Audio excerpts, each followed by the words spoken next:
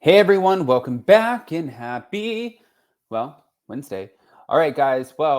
Um, this is going to be an interesting day. Now, I don't know why the camera decided to take a on me, but that's okay. It's not going to stop us from recording.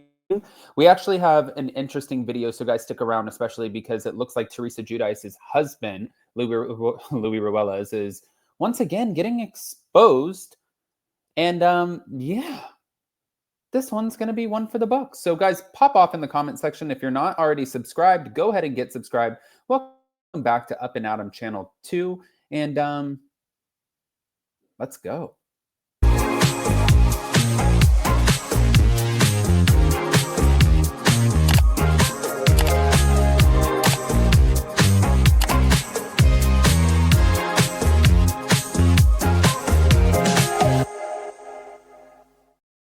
All right, guys. So, I don't know if you've seen this, but it looks like we have another Bo Dietl situation.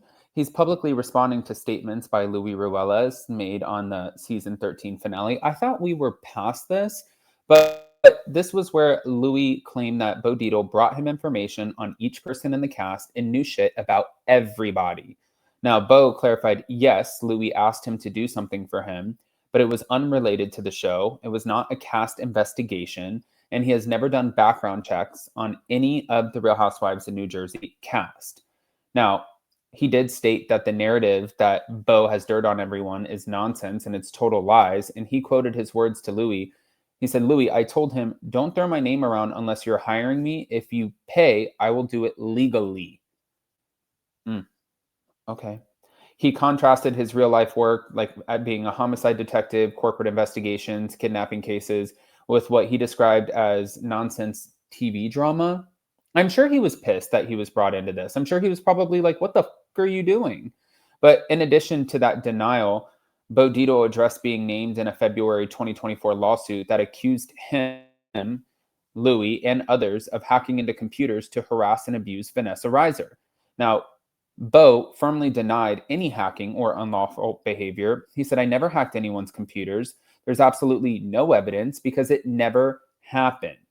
And he emphasized that his 40 plus years in law enforcement, private investigation, and voiced frustration at how his name was being used to create drama or get attention. I think that he's like, keep your TV shit to yourself. I don't want to be a part of this. I have nothing to do with this. Like, this is bullshit. And I kind of feel like he would not be the person that you would want to mess with. I feel like it would be quite the opposite, actually. Now, he summed up all of this by saying, all the drama, all the nonsense from reality shows or the media, forget it. Real life is about love, family, friends, and enjoying the life that you built together. That's what counts. So at the end of it, this is part of the ongoing Real Housewives of New Jersey related investigations and controversies around Louis, cast leaks, background checks, lawsuits, a lot of TV drama. I do wonder too when they're thinking about how they're going to switch up the cast or whatever, if they're going to pick the Gorgas or Teresa or both.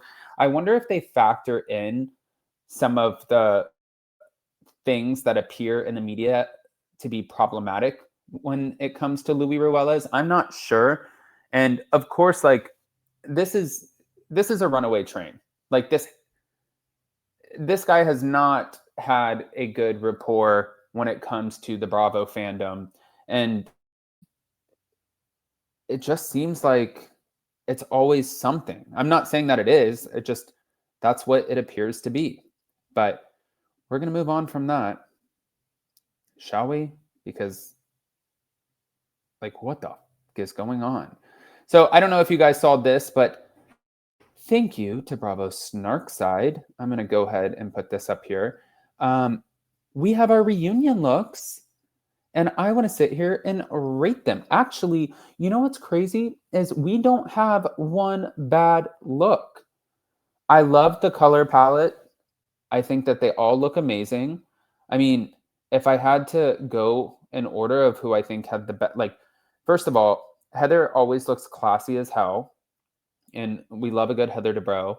Shannon, I think that it's appropriate, not my favorite. Katie Janilla looks like $1 million. Jen Pedranti, I don't love this, to be honest with you. I don't love the dress. I'm not a fashion expert.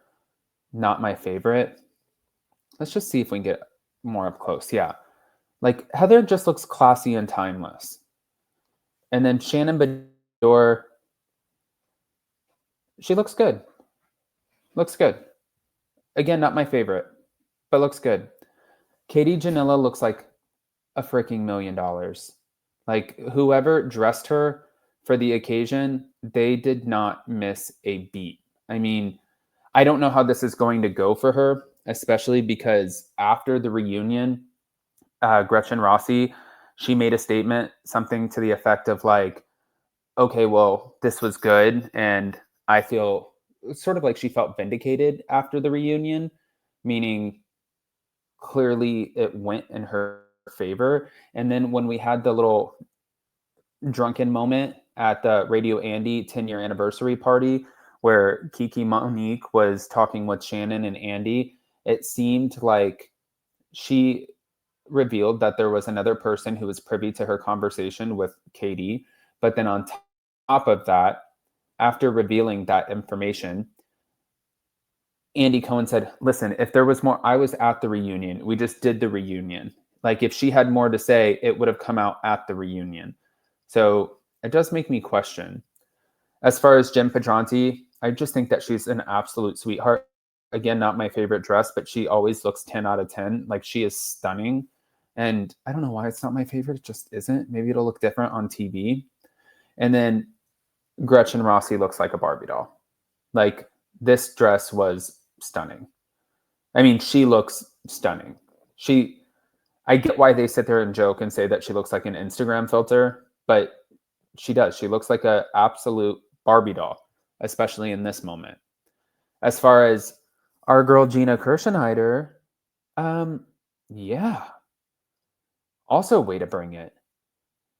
I like how they flowed in between the colors too. And then Emily Simpson, the tan is tanning, the hair is hairing. She looks like $1 million. She looks absolutely fucking phenomenal. And then as far as Tamra Judge, again, another 10 out of 10. Did not come to play. I think that the women look phenomenal. I want to hear who you guys think was the best dressed at this reunion, and also who was the worst dressed. So guys, pop off in the comment section, please. Don't forget to hit that notification bell. Also, we're still in New York City, but we're going to Aaron Leachy's book event tonight. So I'll keep you guys posted, but we're taking a lot of behind the scenes content so far for our members only. So if you guys are not members on Up and Adam Channel 1, go join memberships because BravoCon is just 2 weeks away. Love you guys. Bye.